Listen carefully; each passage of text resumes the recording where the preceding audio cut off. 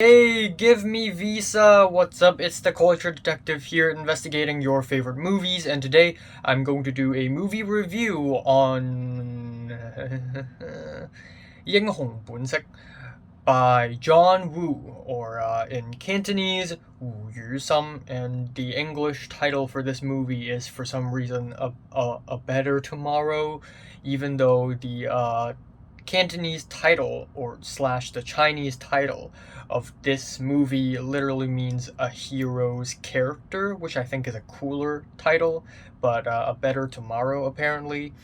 And anyways, allow me to continue my Hong Kong movie review series where I watch and review Hong Kong movies, and I watch and review them in batches. And for each batch, there are 7 to 8 movies that I select from the wide range of selections when it comes to Hong Kong movies. Of course, there are exceptions, but I usually follow this pattern.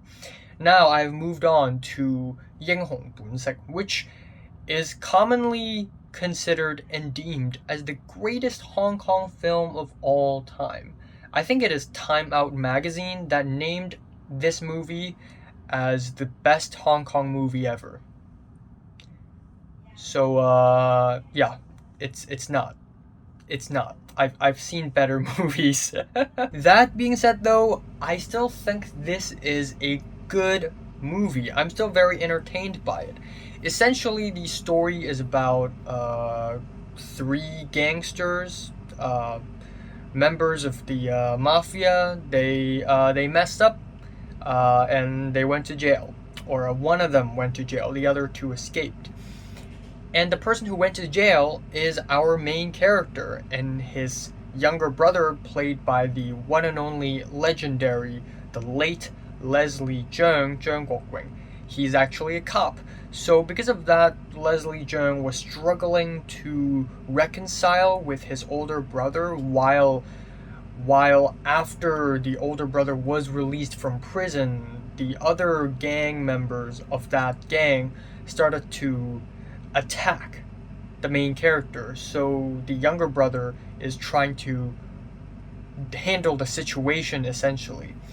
And the supporting character of Mark is played by the one and only legendary actor Cao Yunfa. First of all, I'd like to say that this movie is not original at all. This movie is actually a remake of the movie of the same name from the year 1967, directed by Patrick Long, or Long Gong, who is one of the most influential directors of Hong Kong. And if you want to study Hong Kong film history, you must have heard his name, Patrick Long. But anyways, John Woo is the hot new thing, and in the year 1986, this movie came out. He remade this movie, and it won Best Picture in the Hong Kong Movie Ceremony Awards thing.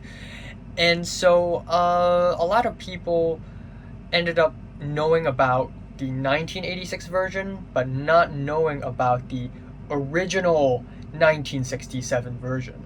So before watching this movie, I actually wanted to watch the 1967 version, except I searched all over the internet. I went to YouTube, I went to all kinds of video sites, and I still cannot find the 1967 version of this movie, so I gave up.